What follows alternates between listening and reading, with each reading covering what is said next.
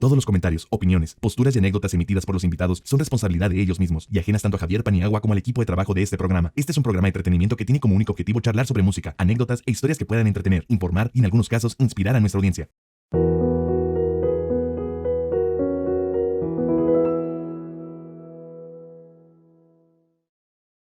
Oigan, pues el día de hoy tengo un grandísimo y legendario invitado aquí, el maestro Memo Briseño. Maestro Briseño, ¿cómo se encuentra usted? Pues muy bien, estoy muy bien, estoy contento, atareado, un poco enloquecido, ¿no? Ni siquiera puedo decir que agotado, pero un poco aturullado por tantas cosas que han pasado en los últimos tiempos. Pero estoy contento, me gusta mucho que pasen esas cosas, tocar y presenciar que los chicos en la escuela, por ejemplo, les tocaron los ensambles que ayer se presentaron en la escuela. Y me dio mucho gusto ver que son buenos. Estuvieron padres los ensambles, algunos sobresalientes, ¿no? Muy bien. Y a mí me tocó palomear porque me invitaron uno de los muchachos de los alumnos a tocar, ¿no? Muy loco porque es una cosa que fomentamos en la escuela, que cuando puedan, cuando quieran, inviten a alguno de los maestros a formar parte de su ensamble de muestra, ¿no? Y entonces me tocó que uno de ellos, un baterista que se llama Manuel Tapia, Ujú. me dijo: oiga, maestro, usted no tiene inconveniente en que lo invitemos a palomear con nosotros los ensambles. No, pues como creen, no, con mucho gusto. ¿Qué canción? ¿Qué no? Y me dice, pues una de usted. Le digo, no me digas, ¿cuál? Pues a mí que no me cuente. Dije, pues pues dije, bueno, pues una rola muy pianística, muy enloquecida, y yo lo tenía que cantar, o sea, me invitó a tocar y a cantar, cosa que me pareció bien. Pero entonces hubo hay que ingeniárnoslas de armar un coro y acabó siendo un coro con 6 chicas buenísimas, ¡Wow! muy simpáticas y lindas. Y una bajista Ujú. fíjate, había 7 mujeres en escena y tres Órale. hombres, cosa que suena muy bien, ¿no? Una bajista, 6 cantantes, y estaba en la batería Manuel, como dije, e Ujú. invitamos a mi hijo Leonardo, que está en la escuela, se inscribió en la escuela, terminó su prepa en Puebla y decidió meterse a la escuela de rock, ¿no? Hizo su audición y todo a la cosa, y ahí está, y es muy bueno, tengo que presumir a mi pulga porque es buenísimo, ¿no? Pues trae todo el bagaje, maestro. Yo, yo y las 3 chicas, las 7 chicas, 6 cantantes y una bajista. Nos salió muy bien. Ahora, lo tengo muy presente porque con eso cerramos, así cerraron los ensambles. Y me quedé con la sensación, no porque no me importe y no tenga atención a lo que los demás hicieron, que fue a lo que me referí cuando dije que tocaron muy requete bien y que fue muy estimulante oírlos a todos, ¿no? Y de remate tocar. Y es terapéutico y como nos salió bien, me gustó, estuvo muy lindo, ¿no? Mucho, eso que me preguntas, Javier, eh, yo creo que a todos los músicos nos sucede, pero bueno, en el caso de este briseño que te habla, me resulta muy eh, excitante, ¿no? Se me hace la carne de gallina cuando las cosas salen bien, cuando estamos cantando y es emocionante y tocar y cumplir con mi papel, ¿no? Ahora, pero también con los Caifanes, eso fue, ¿no? Este, poder hacer que suene, que suceda algo, ¿no? Claro que suena, pero que suceda algo cuando me invitan a tocar y me subo a tocar y entonces sube la temperatura de la estufa y entonces me gusta, me siento orgulloso de poderlo provocar porque en todo caso para eso me invitaron, es mi obligación y mi propio placer, ¿no? Entonces lo pasamos muy bien, la invitación de Saúl fue genial, me empezó en Puebla, ¿no? Porque allá fueron a tocar y me habló para invitarme y decirme, hoy toca con nosotros, ¿no? Bueno, órale, ¿cómo no? Y toqué una canción en Puebla, que por cierto hay una onda con el sonido que no me acabó de convencer ni a nadie, aunque la gente aplaudió muchísimo, duró un rato la falla o se compuso y ya. Pero acá yo tenía la necesidad digo, y allá también, pero conmigo mismo, de sacarme la espina, ¿no? Que cuando me subo al solo no haya falla y entre, ¿no? Entonces, así fue, en las 2 funciones Y creo que los que estuvieron el viernes se pudieron dar cuenta que lo que digo es cierto, pero el sábado fue más loco, como era la última, el solo, ¿no? Porque esta vez tocamos dos piezas. Saúl cantó una canción que compuse hace muchos años que se llama María de mis alquimias y que le gusta mucho a él.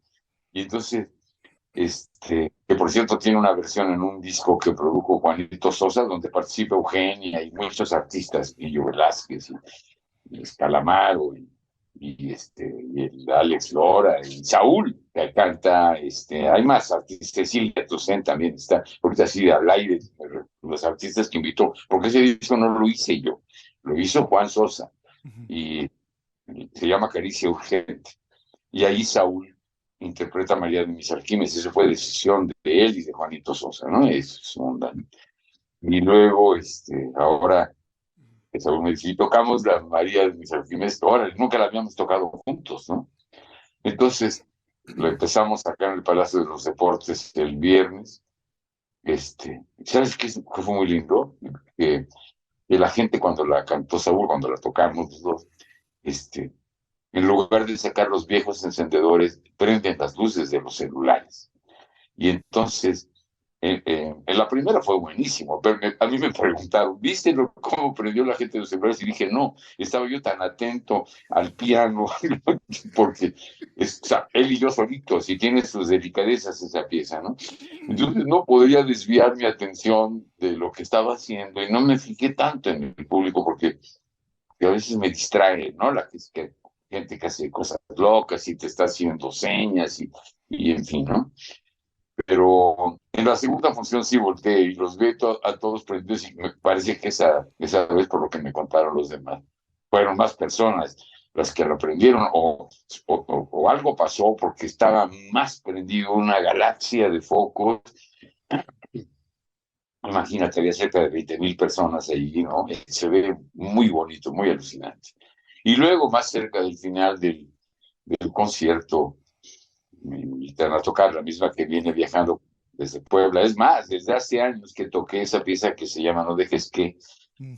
hace mucho tiempo cuando ahí por ahí hay un video, los premios seres a los que yo por mí mismo nunca me hubiera parado, pero ellos me invitaron, Saúl me invitó y recuerdo que fueron a la casa tres Caifanes a ensayar conmigo para enseñarme dos canciones que en ese tiempo, bueno, hace un chorro de años, ¿no? Pero ahora Saúl reverdeció el lazo y se lo agradezco, se lo celebro y se lo reviro muy cariñosamente, porque se portaron conmigo de una manera muy generosa, muy cordial es poco, cariñosa, ¿no? Eh, Me trataron como cualquier músico se merece que lo traten, ¿eh? No nada más Briceño. Eh, Aparte de la diferencia personal que pueda tener Saúl, a las memorias que siempre cita de que eh, oyó algo mío, me vio tocando. Eso es una respuesta muy, muy contundente, Javier, para cuando la gente pregunta, ¿qué piensas de diseño? No sé qué. Dice, el criterio que me lo formé porque lo vi tocando primero. No, y eso quiere decir muchas cosas, porque la gente habla sin conocerte, ¿no? La gente habla de ti, de nosotros, dicen cosas, dicen es un animal, lo que quieras, y ni siquiera me ha visto tocar, o nunca me ha hablado, o he colgado palabras, ¿no? Lo digo conmigo y con mucha gente. Lo digo porque los conozco, los comentarios con respecto a otros artistas, ¿no? Pero bueno, el caso es que yo me siento muy honrado de que Saúl y los Caifanes, porque además se portaron los otros Caifanes, buenísimo. Diego ayudándome cuando tenía broncas con el teclado, muy bien. Y Alfonso, cariñoso. Y los dos nuevos, los dos, digo nuevos para mí, los dos jóvenes que tocan, Marco Rentería que toca el bajo, Ujú. ¿no? Y nuestro amigo Rodrigo que toca la guitarra, ¿no? Vale, este, toca muy bien ese cuarto también. Los dos son muy buenos. Entonces nos divertimos mucho porque como es entre los músicos, es una especie de coqueteo, de varón a Es un varón. juego, ¿no? O sea, Mira cómo disfruto que tú estás tocando lo que estás haciendo. Y entonces se calienta el escenario. Y así fue cuando el solo de la pieza esta que te digo, no digas que Yo creo que se levantó la lumbre de la estufa. Estuvo, me movió. Y luego al final te cuento algo para rematar esta charla, este tema, que, que al final nos encontramos, después de que se acabó todo en el pasillo interno, los camerinos, Saúl y yo, y me estábamos hablando, me decía él que había estado suave y que yo también, y que estábamos muy contentos, nos abrazamos, y en eso viene apareciendo Aurora, mi esposa, y Saúl la llama y dice, ven, no, dime qué te pareció. Y lo primero que hizo Aurora fue soltarse llorando, ¿no? Mm. Mi esposa es una muchacha muy sensible, muy abusada, muy talentosa, ¿no? Y le conozco eso, ¿no? Es una muchacha que tiene el don de hacer todo a mil intensidad.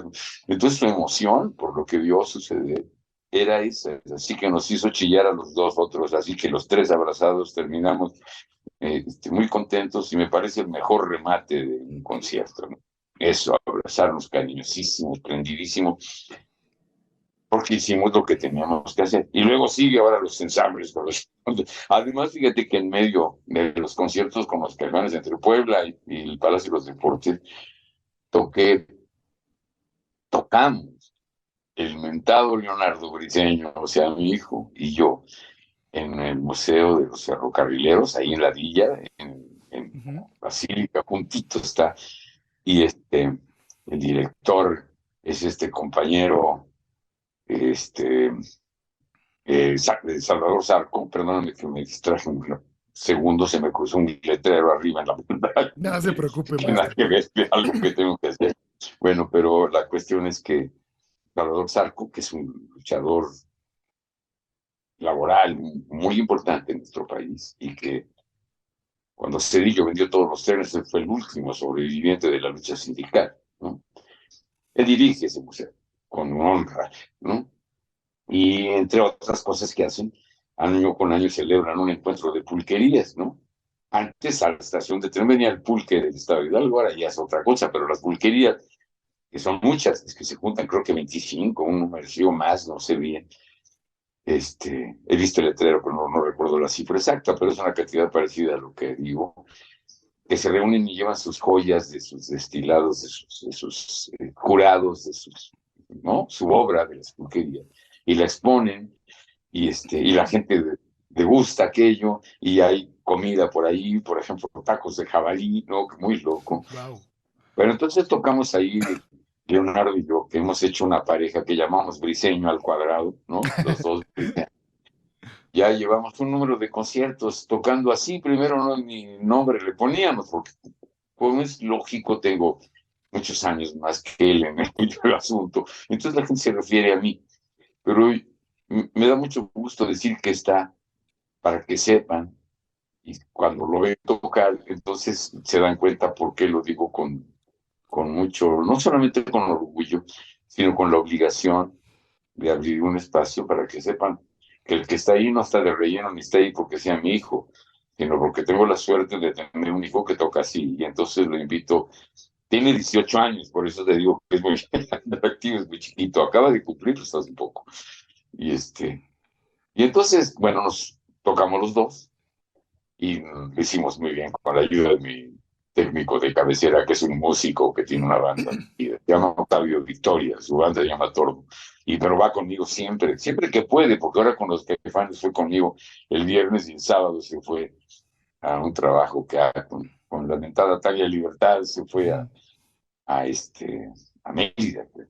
Bueno, pero entonces las aventuras, como ves, y los ensambles de ayer, y no nomás es tocar, sino que hay que estar pendiente de otras cosas que pasan en la escuela, no de todo tipo de cosas que pasan en la escuela, cosas lindas y cosas con las que hay que tener atención, pelear por cosas para que esto todo en paz y progrese. La escuela ya está corriendo el 18º año, ya cumplió el Wow. 17, para decir. Como dice la gente, anda en 18. Oiga, maestro, dicho esto y hablando de su escuela, bueno, hablando de la escuela, Sí, usted, a ver, a lo largo de su carrera, pues ha tocado con incontables músicos. ¿Cómo visualiza ahorita, maestro, a las nuevas generaciones de músicos de rock? Usted que está tan cerca de ellos a través de la escuela. Mira, sería muy arriesgado y muy probablemente fallido de mi parte eh, darte una respuesta como si fuera homogéneo el mundo de los jóvenes, ¿no? No son lo mismo los jóvenes de Atzacoalco que los jóvenes de Bosques de las Lomas. No son lo mismo los jóvenes de Iztapalapa que los de Tijuana, o que Ujú, los de, inclusive que los de Tamaulipas, ¿no? ujú. Por decir arriba, y que en Mérida no hay, y que en Guerrero no hay, y así, ¿no? O sea, y en la Ciudad de México sí cambia. No es lo mismo ser de Azcapotzalco que ser del Álvaro Obregón, aunque sea de, o sea, puede haber circunstancias de clase, ejes que se cruzan del, eh, del Estado, o, pues sí, del Estado social, cultural y etcétera, en que nos encontramos los mexicanos y las mexicanas, ¿no? Entonces, hay, digamos, canales de comunicación que no son uno, sino son varios canales, ¿no? Que nos relacionan, por ejemplo, la circunstancia de clase. O sea, ser pobre de Azcapotzalco puede ser que se parezca a ser pobre de Iztapalapa. Puede ser. No estoy muy seguro. Pero, ¿por qué lo digo? Porque claro, a lo mejor estás en La Lagunilla y a lo mejor estás en uno de estos barrios del sur, ¿no? De Iztapalapa o Álvaro Obregón o Tlalpan, en fin, ¿no? Este, esa circunstancia de clase te permite ciertas características de orden cultural, de orden afectivo con respecto a tus familiares y gente, por supuesto, pero con respecto a lo que haces, la pasión con la que entras y, y las posibilidades que tienes de realizar lo que quieres hacer. Lo como dice la gente hace mucho tiempo, el cliché con lo que sueñas, Ujú. ¿no? Eso, digamos. Entonces, sí tengo contacto con muchachos, pero la misma escuela es un mosaico cultural, es como un pequeño laboratorio, un Mexiquito chiquitito, ¿no? El México grandotote es eso, ¿no? Por ejemplo, tenemos gente que viene de Oaxaca, tenemos gente que viene, la hemos tenido a lo largo de la historia, después de 17 años y feria de existencia de la escuela, he visto gente de Veracruz, gente de Baja California, me acuerdo de un Omar, amigo querido, Abraham, Omar Abraham se llama, que es de un pueblo que digamos, nacionalmente desconocido, allá de Tortugas, Ujú. en Baja California. Todo el mundo ha oído hablar de Tijuana, Mexicali, ¿no? En fin, ¿no? O La Paz, los de abajo, Ensenada, ¿no? Pero ese pueblo, de allí vino un estudiante a vivir a México para estudiar en la escuela de rock o de Minatitlán, como una artista, Lisette Santos, y otros, muchos, ¿no? Estoy citando los nombres de unos que me acuerdo de ellos con toda claridad, pero seguro que si hago un pequeño esfuerzo me voy a acordar de gente de Chihuahua, de gente de Puebla, ahí, de gente de Guanajuato, tenemos muchos, por cierto, y así. Entonces, son distintos. Y además gente de la Ciudad de México. Y tengo gente de la clase media, pero tengo gente del barrio, ¿no? Ujú, Gente que ujú. viene de Texcoco, de Catepec, gente que viaja 3 horas para llegar a la escuela, que está en San Ángel, ¿no? Frente al Parque Obregón, como sabes. Entonces, lo que me preguntas, te lo tendría que contestar soltando así como muchos hilos distintos, ¿no? Ahora, los que yo veo con todas sus contradicciones de clase, ¿no? De alternativas que ofrecen desde el punto de vista, por supuesto, económico, pero también del orden cultural, de lo que se habla en casa, de lo que cultiva la familia, de lo que cultiva el barrio en donde vives, ¿no? Entonces, eh, a veces, déjame conectar esta cosa porque me salió un letrero Sí, de sí, ahorrar maestro. batería y no vayas. Aquí lo puedo hacer, aquí lo Claro puse. que sí, maestro. Ahí está.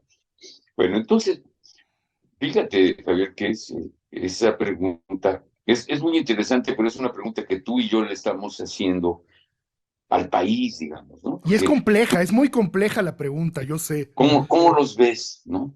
Bueno, entonces puedo tener ¿cómo te puedo decir? Es como tener, como ese papel pH que usamos los químicos, ¿no? Que mide si Ajá. cambia de color, o con Sí, los sí, sí. diabéticos, con una medida de papel, tiene un para saber en qué grado se encuentra tal o cual sustancia más presente o menos presente, etcétera, ¿no? Para medir. Ahí la dejo con la química. A lo que voy es que es como una especie de papel pH, se llama, ¿no? Para medir el el resultado de lo que hemos hecho o lo que intentamos hacer en la escuela, induciéndolos a los chicos a pensar en primera instancia, con un escenario sabido por ti, por cualquier otra persona. ¿Qué pasa en la escuela de música? Pues que la gente quiere aprender música, ¿no? Ujú. Y que ya tienen cierto nivel, porque la escuela no es una escuela de iniciación, sino que, ¿no?, los audiciona y los selecciona, y entonces entran chicos en general con ciertas características, no súper dotados, aunque algunos lo sean, ¿no? Pero en general, son gente que tiene un talento que es evidente, y con eso los aprobaron los profesores que los vieron tocar, ¿no? Lo vimos tocar. Bueno, pero entonces lo que te quiero decir es que aún cuando han pasado algunos años, afloran esas diferencias, y que no son solamente problemas de clase, sino problemas que es difícil, o que por lo menos había que resolver el difícil problema de investigar a qué se deben ciertas, las negativas, por ejemplo, de aprender, que le puede pasar a alguno que otro, por lo menos durante un rato, ¿no? Porque si fuera definitiva, pues no estaría en la escuela, pero Claro. en algún momento dado se dijo a sí mismo, quiero aprender. Entonces, de ahí te pescas tú para decirle, ¿quieres? ¿No? En la escuela de rock no damos clases de rock, ¿no? Sugerimos, recomendamos, ¿no? Criticamos, construimos, siempre trataríamos de mantener el ánimo optimista, sentido positivo de las cosas, ¿verdad? Bueno, entonces todo eso te hace ver que las necesidades de los chicos son distintas. Suele decirse que los jóvenes de hoy no están muy interesados en los problemas sociales y políticos del país. Yo creo que puede haber sí maneras distintas de abordarlo, porque muchas veces para que los jóvenes se interesen es cosa de que los adultos no induzcan como queriendo hacer que piensen lo que los adultos piensan, o de la misma manera, aunque algunos adultos lo intenten, ¿no? No, y tal vez no pocos, ¿no? Pero en todo caso los chicos siempre se van a tomar la libertad. Y digo siempre, tal vez podría yo evitar la palabra siempre, pero en una enorme cantidad de casos, ¿no? Los chicos se rebelan y no se dejan Ujú. dominar por los adultos, ¿no? Entonces, de todas maneras, la influencia que los adultos ejercemos en los chicos se manifiesta en qué cosas les atraen. A veces les atraen cosas que ellos mismos detectaron, y que probablemente son maneras no de llevar estrictamente la contra, pero de tomar su propio camino, independizarse, ¿no? Hay veces que la realidad los hace voltear y preguntar, y te preguntan qué quieres, ¿no? Creo que a los maestros nos ayuda mucho tener hijos. Ujú. Eso nos permite, ¿no? Yo tengo dos hijas mayores, ¿no? Profesionistas. Es más, tengo dos hijos putativos. Yo soy su padre adoptivo de dos, un chico mayor que se llama Juan Sosa, que muchos amigos lo conocen porque es un ingeniero de sonido. Pues hizo el disco Caricia Urgente, justamente, ¿no? Ese Juanito Sosa, que es hijo de Eber Rosell, llegó con ella de Argentina, y desde los 3 años vivió conmigo, y yo fuimos pareja 2 años, ¿no? Y sí, seguimos siendo cercanos, ¿no? Y el oso es mi hijo, Juan, ¿no? Y entonces, ese es un hijo postizo. Y otra, ¿no? Otra más jovencilla, que ya es una muchachota profesionista lindísima, que se llama Valeria Corona. Aquel es Juan Sosa, y Valeria Corona también es mi hija, es hija de Aurora, ¿no? Y entonces, Aurora y yo tenemos a Leonardo, o sea que estos dos son hermanos. Ahí andan ahorita en Puebla, las dos juntas, Aurora y Valeria, porque fue Valeria para allá. Pero bueno, entonces, eh, cuando digo esto es porque tengo jóvenes de diferentes edades a lo largo de generaciones. Me han ido diciendo lo que piensan, lo que sienten, cómo ven a sus maestros. Y yo no puedo medir con los ojos de mis hijos a mis alumnos, pero son referencias, me ayudan a entender, y casi como a otros. Eh, es muy difícil dar consejos sobre algo que uno no conoce, ¿no? Uno no ha visto. ¿Cómo hago cómo establezco una mejor relación de mayor calidad con los muchachos? ¿Cómo les puedo excitar el pensamiento? ¿Cómo no?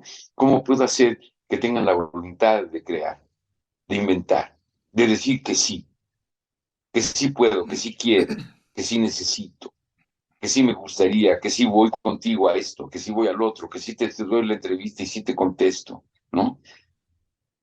Entonces, ese no es un consejo de superación personal de ninguna manera, me ofendería si yo lo viera de esa manera, ¿no? Es una manera de ser mejor lo que uno es, y es la obligación de cualquier ser humano y de cualquier animal, ¿no? Para sobrevivir, ¿no? En el caso de los humanos, tenemos ciertas ayudas, se supone, que llamamos razón, inteligencia, ¿no? La agudeza mental. Bueno, todavía no conozco a un pájaro o a una perra, por más inteligente que sea la mía, que aquí está echada junto de mí, que es brillante, pero no me la imagino deduciendo la ecuación de la relatividad, pero a lo mejor ni la necesita, porque es capaz de calcular el rebote de una pelota en un ángulo y estar en el punto donde va a caer. Eso se llama matemáticas, ¿no? Pero otras cosas que los humanos a veces con nuestra arrogancia creemos que los animales son incapaces de hacer. Entonces yo tengo mucho respeto por ellos, entonces no me atrevo a decir, a comparar que sería mejor, pero entonces los uso como una referencia también. Ellos sí se pueden adaptar, ¿no? Sí me espera para cruzar la calle, sí espera a que yo diga ya, ¿no? A veces los humanos no esperan a que digas ya. Y no es que estés dando una orden, estás dando un aviso. Ahora ya se puede. Yo puedo ver en un momento dado, ¿no? Cuando la gente cree que puede ver, que puede oír, que puede pensar, que puede opinar, nada más cree, pero no justifica, entonces pone en peligro su juventud, ¿no? Entonces, yo creo que los chicos, con todas sus contradicciones a lo largo y ancho del país y del mundo, ¿no? Tienen características comunes y no es lo mismo ser un niño en Finlandia que ser un niño en Santa Fe, ¿no? Es más, en Santa Fe, en la Santa Fe rica, la de los edificios con los pisos para abajo de la montaña, o en Santa Fe, en el barrio de acá arriba, ¿no?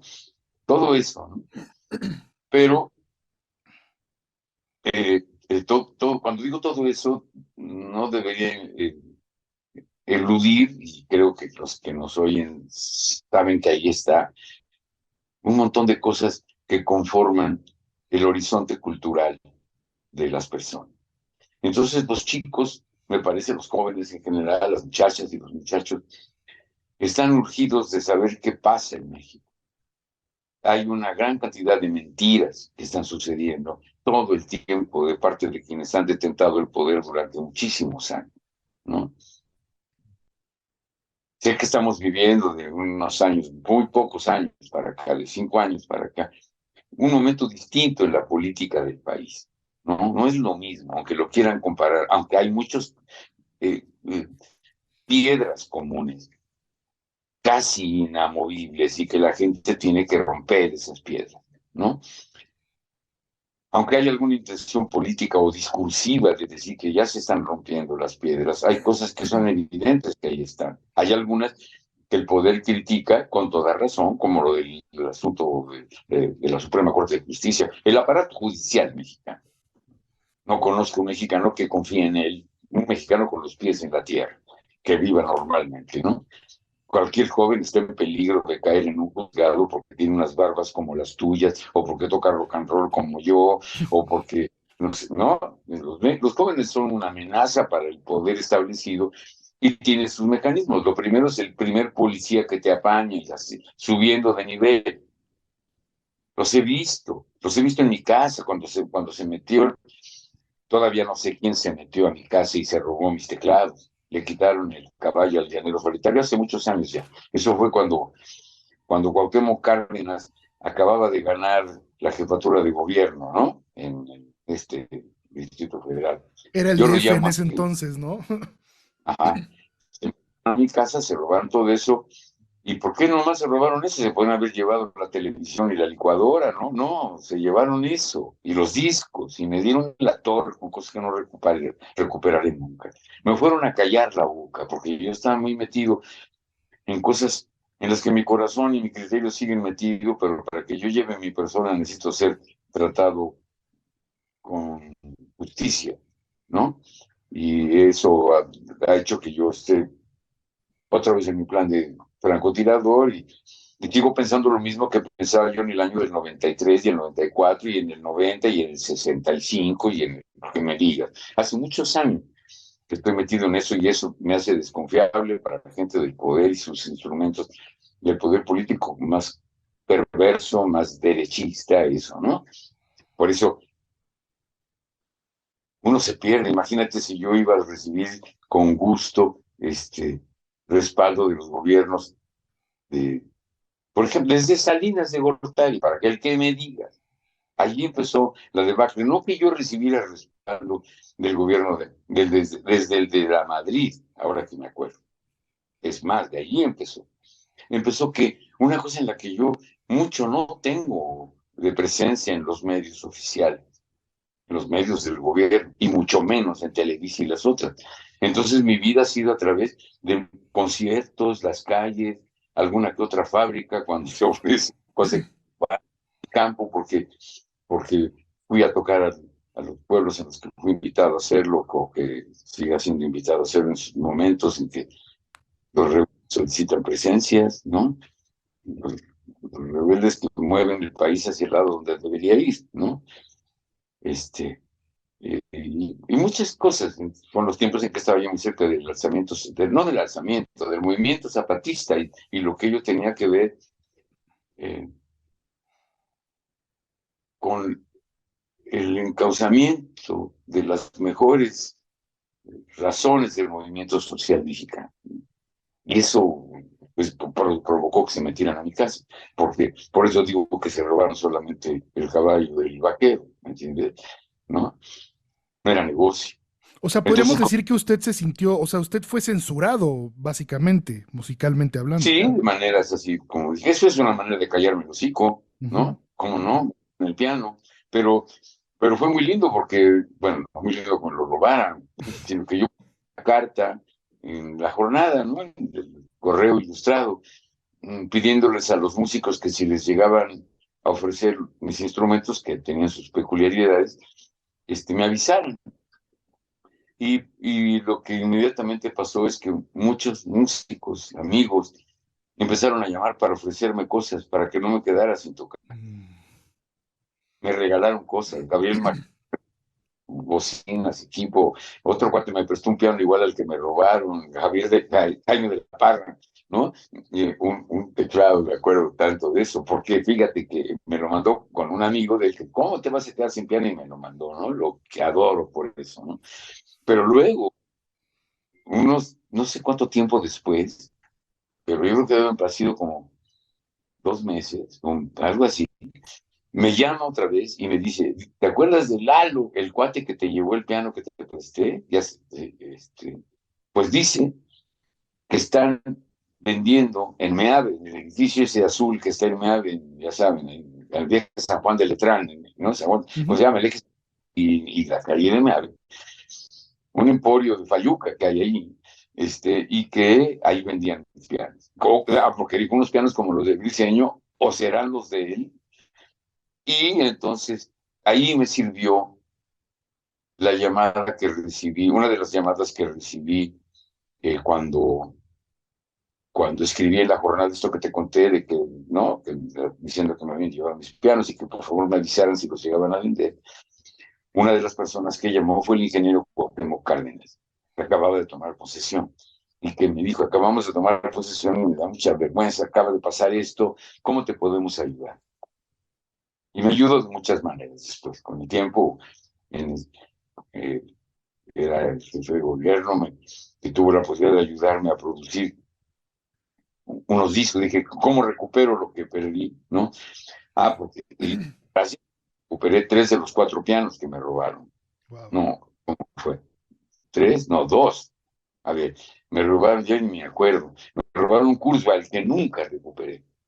Me robaron un DX7 de Yamaha que sí recuperé y un Sonic, un EPS. Fueron tres. Y se robaron mi consola y nunca la recuperé.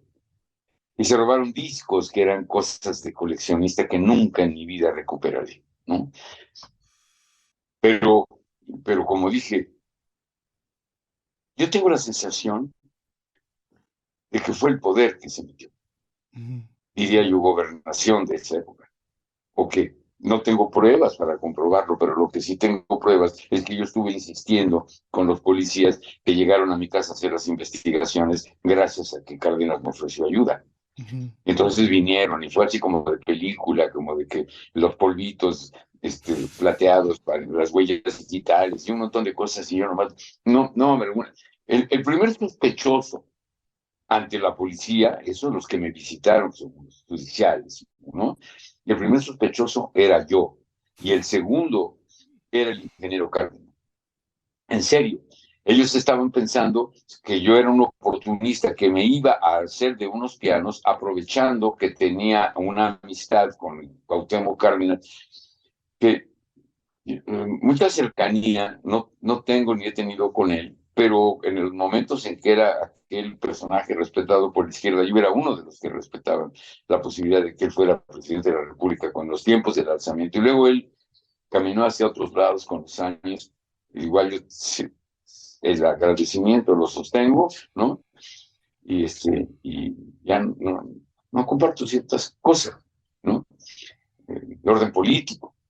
Eh, yo no soy un político profesional ni aspiro a tener un puesto político y nunca lo aspiraré. Y nunca aspiraré a. ¿No? ¿Te imaginas ahora el diseño de senador? Pues no, de desayunador tal vez. Bueno, yo tengo que tocar, eso sí, ¿no? Y hacer, componer, escribir, leer, pensar. Así que todo esto se encadena con una cuestión en que me pusieron en el plan de una cierta rebeldía, dándome cuenta que el mayor peligro del sistema está en sus pilares. Son muy frágiles, son de barquillo. Esa es la policía. Y luego los niveles de la siguiente policía. Cuando digo que éramos sospechosos, te digo, me arrinconaron una mujer policía, me acuerdo que me preguntó, dime acá entre nos, ¿tú eres gay? ¿No? Era una. Y le digo, ¿qué te quieres casar conmigo? ¿Qué? ¿Por qué me lo preguntas? Es una línea de investigación, ¿no? A ver si no era un pleito de homosexuales, ¿no? Como si eso fuera, ser homosexual fuera una línea de investigación. No soy, pero eso no importa, ¿no? O sea, no fueron, no. Es más, no descubrieron nada. Lo que sí te puedo contar es que mi amigo, el que me prestó, Jaime de la Parra, el que me prestó el piano aquel, ¿no? Ujú. El teclado, ¿no? Cuando, cuando me dijo aquello de que estaban vendiendo unos como los míos, ¿no? Me salvó, porque entonces me hizo llamar a mí a la policía, no bueno, a la policía sí, pero a era la presencia del ingeniero Cárdenas la que me ayudaba. No, a la policía le parecía raro que yo tuviera una influencia. ¿Por qué? Porque Cuauhtémoc llamó a mi casa para decir que le daba mucha pena lo que había pasado. Él me permitió la confianza, ¿no? Ahora, nos habíamos encontrado porque me la tenía, porque me llamó, porque me había visto en ciertas cosas en las que habíamos coincidido, como cuando la huelga de la modelo, por ejemplo, o cuando los basureros que vinieron de Tabasco y los levantaron de las orejas, la policía, ¿no? Y él fue a ofrecer su solidaridad y yo también, tan así que me llevé a uno que le cosieran la oreja que le arrancaron una doctora vecina mía en aquel entonces, ¿no? Eh, Así que este, esto que te platico me hizo saber por las veces que tuve que regresar a la delegación. Ah, bueno, porque me salvaron. Finalmente me salvó la relación, eran mis pianos, ¿no? Los judiciales desconfiaban de mí, pero no les quedó otra más que eh, preguntarme. Es que les tengo que contar a los que nos están oyendo, porque si no, no queda claro que cuando hablé, ¿no? Y avisé que me estaban hablando de que había unos pianos que probablemente eran los míos. Entonces me mandaron digamos una patrulla, pero no era una patrulla con colores de patrulla y sirenas, sino una camioneta, ¿no? Bueno, elegante, donde venían un jefe policíaco y dos que tres allí, y que llegamos, en el camino iban hablando de tenemos un 47 en el 132 y esas En claves claves, ¿no? Ajá. para hablar. Llegamos al punto y ahí todavía sospechan de mí. Y me dice, ¿usted seguro de que son sus pianos? Y yo digo, bueno, mi ayudante, un muchacho muy amable que se llama Gabino Navarro, yo le había pedido que fuera a comprobar si eran los míos. Y cuando me dijo que, ¿cómo está? Porque el amigo el otro, el Laro, el que me llevó el piano prestado a la casa, el que me lo trajo a la casa, ¿no? Le dijo que habían dos, o sea, sí fueron tres. Cuando sube de nuevo, a ver cómo es. Gabino fue primero y me habló por teléfono y me dice, sí son los tuyos, los reconozco, son los tuyos, seguro, no tengo duda. Entonces vino Gabino, vino la tira y allí vamos en lo que les estaba contando. Pero entonces cuando llegamos ahí me vuelven a preguntar si estoy seguro. Entonces obligaron a que Gabino, que afortunadamente iba conmigo, volviera a subir al puesto donde los estaban vendiendo. Y sube y me dice, hay tres, cuate, hay tres, ¿no? Y entonces subimos y, y me hacen, a ver, ahí se veían. Por fortuna, uno de ellos, el, este, el, el Yamaha DX7, Ujú. no se pierde la memoria cuando lo apagas. En los otros sí hay que meterles un disco, ¿no? Pero este no. Y suena. Y entonces le pedí que me lo pusiera como fuera yo a comprarlo, ¿no? Porque el policía me dice, este, bueno, entonces usted es un artista y nosotros somos sus representantes. ¿No? Entonces llegan al puesto. A ver, aquí este hombre quiere comprar unos pianos, ¿no? Este muchacho quiere comprar unos pianos. Este, y dice que allí se le interesa, se lo puede mostrar, y tal lo traen. Y yo le dije, ese, el que podía aprender, el que sí tenía voces. Lo prendí, pedí un amplificador que me prestaron, ¿no? Y empecé a tocar y empezó a hacer la bola ahí de la gente, y muy contento. Y entonces ya el policía de plano se acerca y me dice, ¿entonces qué? ¿Le gustan? Sí, me encantan. Y entonces él ya toma la voz y le dice al cuate, al vendedor, este, bueno, mira, esos pianos son robados. Este señor es el dueño y nosotros somos la tira. Así, sí, así O me sea, sin dijo. pelos en la lengua. Así que, ¿qué haces?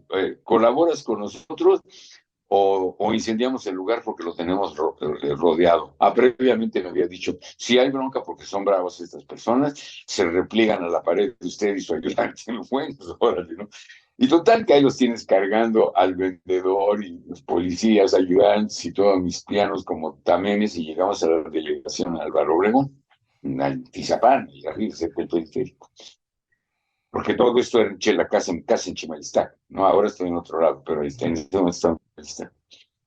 Entonces, fue muy loco porque ya que gracias a eso, me devolvieron, ¿qué era? Los dos pianos que estaban, ¿no? Y el otro el Kurzweil nunca lo recuperé.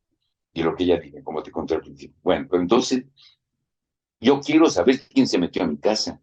Así que estuve insistiendo. Y ya que me había hecho medio cuate de los judiciales, los fui a visitar, no sé, 4 veces. La última vez que fui, estaba ahí uno que tenía un apodo memorable. Le decían el Bowe, huevo al revés, ¿no? Huevo al revés. Entonces digo, ¿qué pasó mi Bowe? ¿No? ¿Cómo te va? Con sus imágenes de la Santa Muerte a medio pasillo y esas ondas los judiciales, ¿no? Entonces llego, ¿y qué pasó? Y me dice, ¿no has ido a Palma? Ya me habían hablado de eso, en la calle de Palma. Ahí se para el del carro azul, ese fue el que se metió O sea, el policía me dice a mí que yo vaya a decirle al que se metió a mi casa o al que no está implicado en el asunto, ¿por qué te metiste a mi casa? No, era perverso. Pues no soy tan estúpido, no voy a ir a decirle por qué se metieron, quiénes fueron. O sea, yo hago mi propia investigación sin protección alguna, ¿no? ¿Me meten un balazo o qué? Claro. ¿No? Bueno, pero esa es la policía. Ese es el instrumento con el que la gente cuenta para contar con su seguridad. Y los gobiernos, esos gobiernos, ¿no? Conste que todavía está vivo eso, porque por eso los judiciales hacen lo que se les da la gana, y los ministerios públicos y los jueces y etcétera, pues no más eso faltaba, ¿no?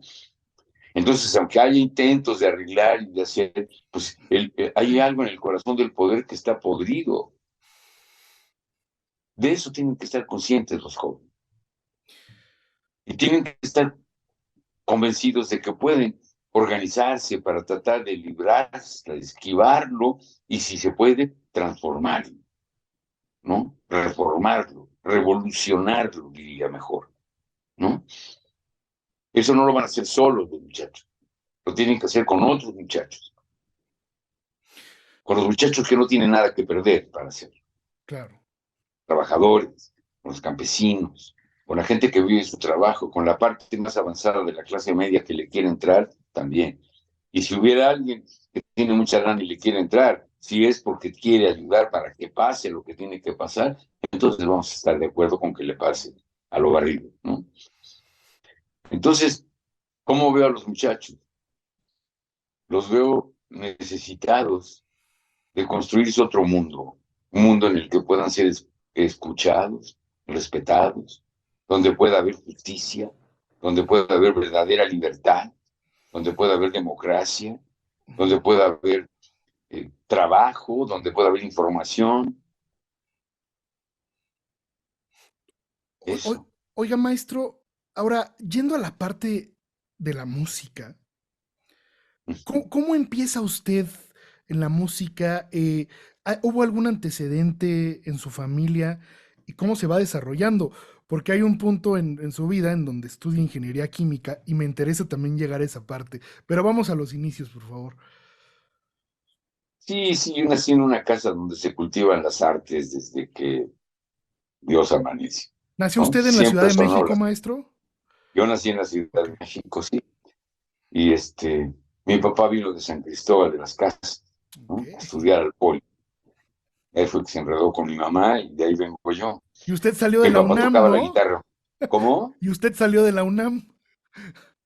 Ah, me tuve que meter a la UNAM porque nos Sí. mudamos de donde nací, del barrio donde nací, que era el barrio de Santo Tomás, el barrio Ujú. en la calle, en una casa, en un edificio, este, está en la esquina de Díaz Mirón y Avenida de los Maestros, pues enfrente de la Normal, a Claro. donde fue el lío de los halcones Ujú, en el ujú. 71, ¿no? Ahí nací.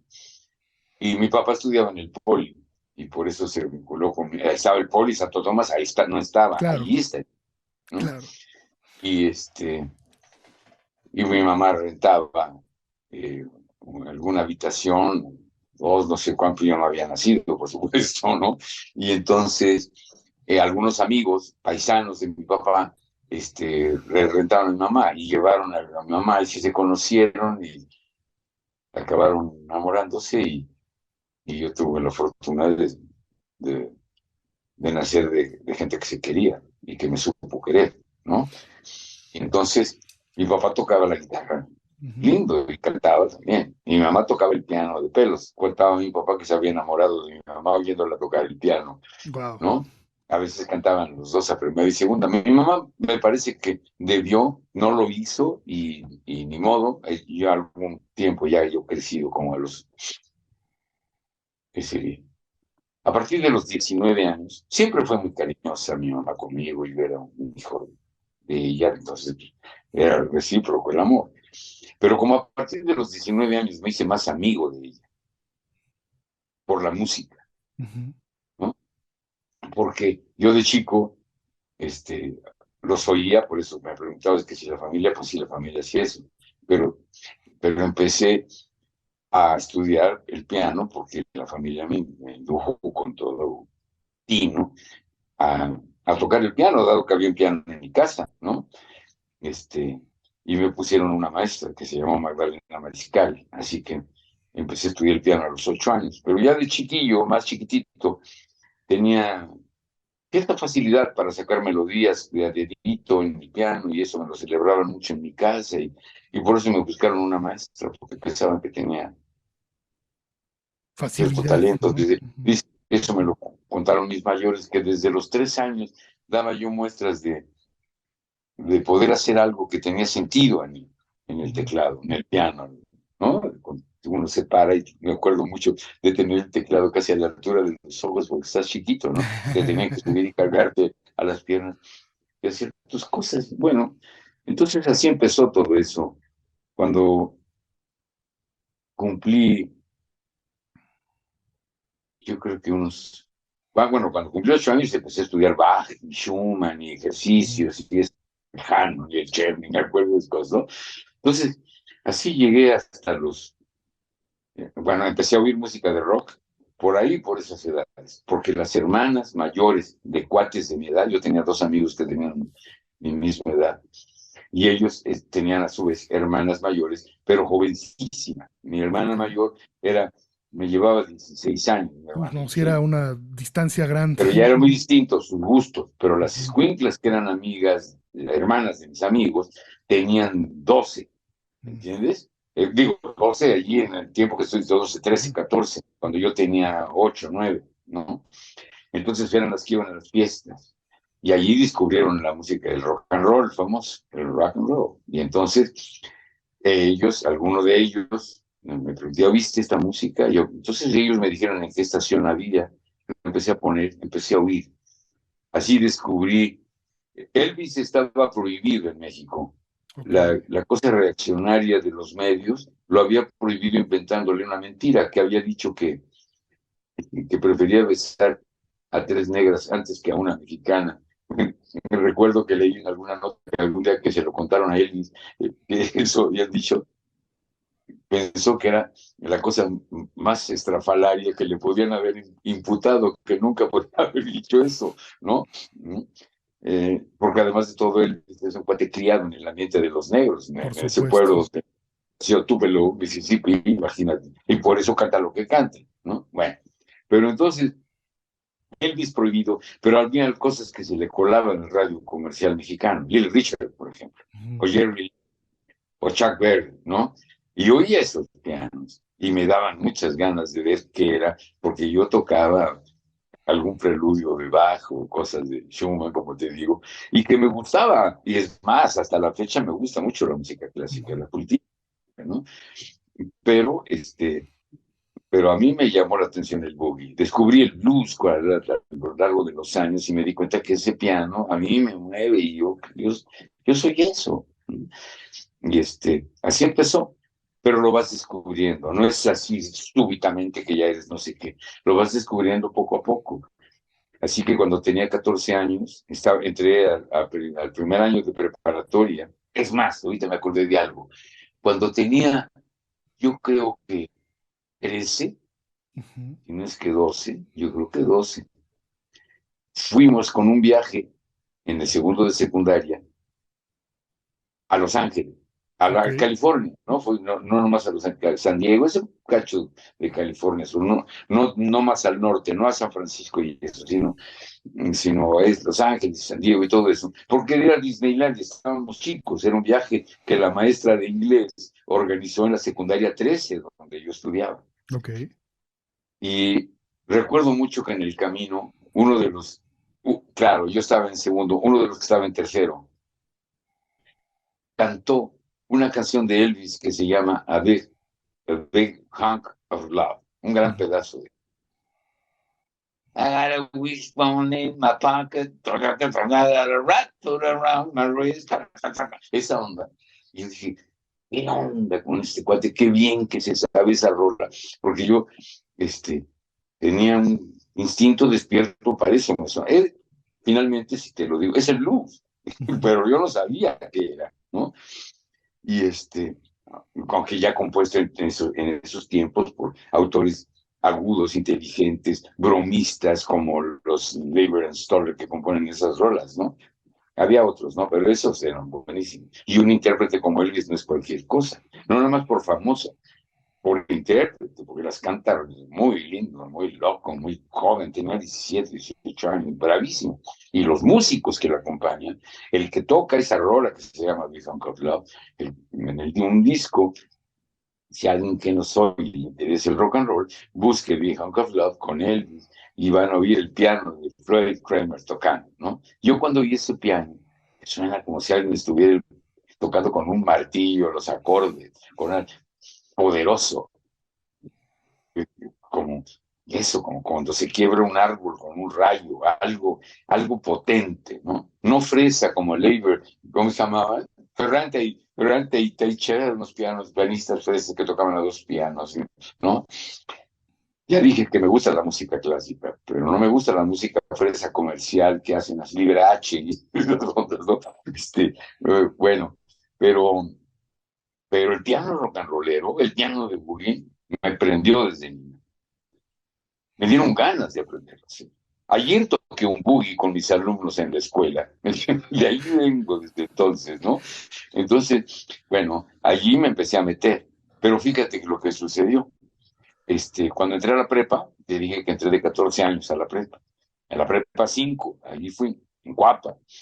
Y ahí me hice de un cuate en el salón de clases llamado Gabriel Hernández Orozco, me acuerdo tanto de él, apodado La Carota por los cuates, ¿no? Y que era cantante de un grupo de rock que se llamaban Los Masters. Ujú. Él supo que yo estaba aprendiendo a tocar rock porque un amigo mío, eso no lo dije, pero en mi colonia, a casas de mí, a 3 casas de la mía, ahí, digamos, en el rumbo de Tasqueña y División del Norte, en una callecita que se llama Antigua Tasqueña. Ahí vivía Héctor Flores, ahora vive en Monterrey y es veterinario, pero ese cuate un día me desafió, me dijo, ¿tú tocas el piano?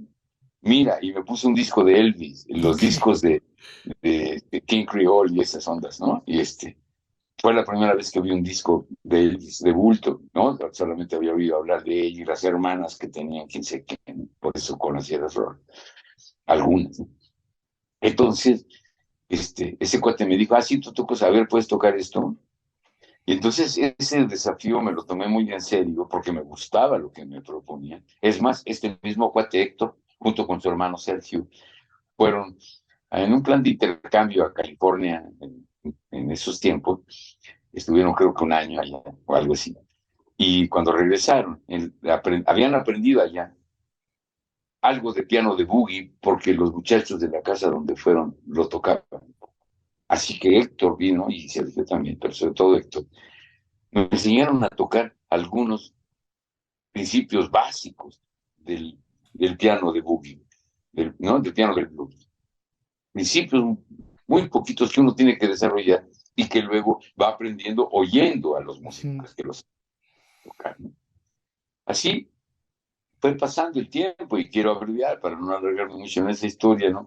Es que bueno, me invitaron a tocar con los masters. Cuando yo había tocado con un grupo de muchachos que ni nombre tuvimos, con mi amigo Héctor y con otros cuates de él y no sé qué, por ahí un cuate que tocaba con lugar de batería con cajas de detergente, de Fab, me acuerdo, ¿no? Y luego me invitaron, cuando entré a la prepa, ahí me invitó mi cuate, Gabriel, ¿no? A entrar a los másteres y grabar con ellos. Fue la primera vez que entré a un estudio y rolas de Jim Vincent, me acuerdo, y alguna de Ricky Nelson, creo.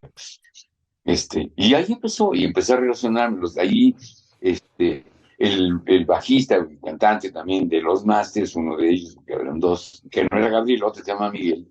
Miguel, este, ¿cómo se llama? Eh, Recordé del apellido de materno, que es Lavalle, ¿no? Por eso se me cruzan, Miguel y su hermano Arnulfo. Bueno, el caso es que Miguel tenía un amigo llamado Roland, apodado Roland, ¿no? Con una caricatura que tenía lentes. Ese Roland, que se llama Antonio de la Barrera, ya murió. Era un muy buen bajista y que me presentó al Miguel, me presentó a Olaf, y Olaf me presentó al Shoah, que también ya murió un bajista. Pues me dijo, te voy a presentar al mejor bajista de México.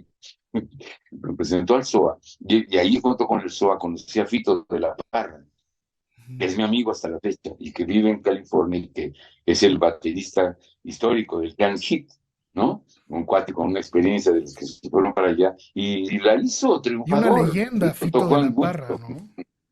Pito de la Parra, sí. Sí, es una leyenda, Fito de la Parra. Así es, sí.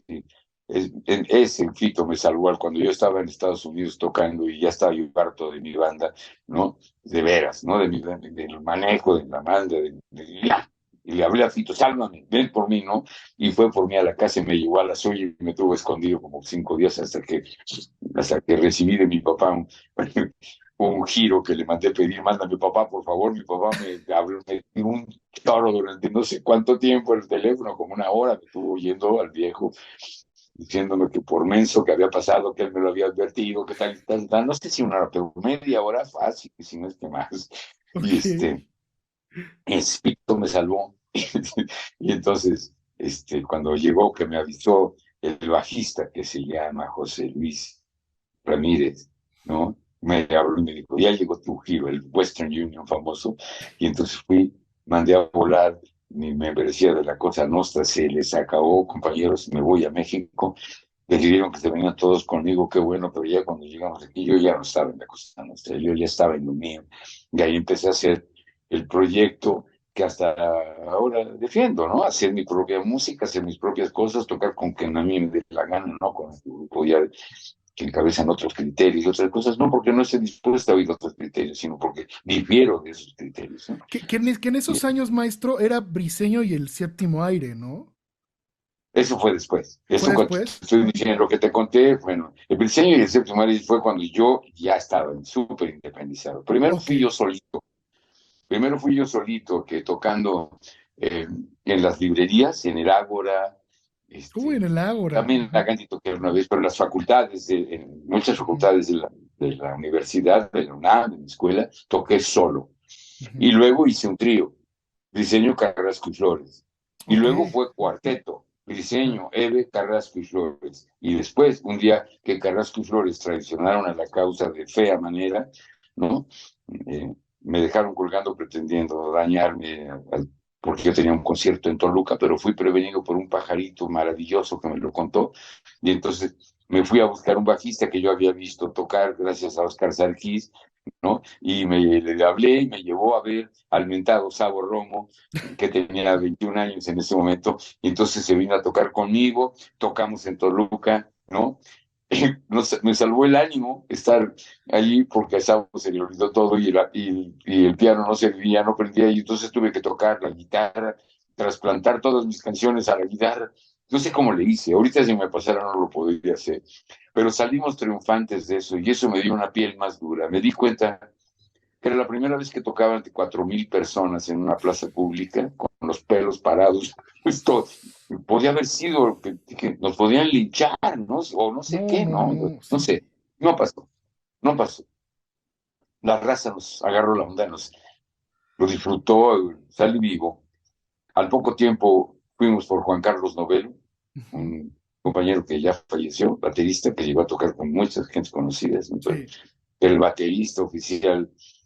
Pero cuando el séptimo aire, el que me preguntabas, entró Sabo, se formó así, ¿no? El séptimo aire, y además tenía un elemento que fue fundamental para el arranque del séptimo aire, que era el sopas, el Ok. saxofonista. Ok, Por ok. saxofonista que ha dado el rock mexicano en su día, la neta, ¿no? Y ya murió el sopas también, por loco, como estrella de rock. Sí, pero yo lo quería, lo estuve viviendo en la casa tratando de defenderlo de su propia decadencia y lo levantaba temprano a componer canciones conmigo y así fue que hicimos un disco que se llama Briseño y el séptimo aire. Y se llama así porque la gente me decía, Briseño, este es un segundo aire. No, no es el segundo, ya es como el séptimo, Sí. contesté yo. Justo. Ya llevaba una larguísima trayectoria ahí, oiga. Pues, imagínese. Claro, Eso fue en el claro. 84, ¿no? Sí, sí, No, pues sí, claro. imagínese, llevaba ya 20 años. Sí, ya traía ahí un rato. Entonces, ese es el séptimo aire, ¿no? Ajá. Y después de eso, Sabo se fue a formar los Caifanes, justamente, ¿no? Oiga, Se maestro, paró de la casa. antes de avanzar, quisiera preguntarle dentro de Briseño y el Séptimo Aire, hay una historia muy interesante sobre la canción del Túnel 29. Era una final, como te dije, Pumas América, en la que la gente empezó a hacer cola para entrar. Supongo que en varios lugares del estadio, pero en el túnel 29, en la puerta número 29, ¿no? Hubo un incidente trágico.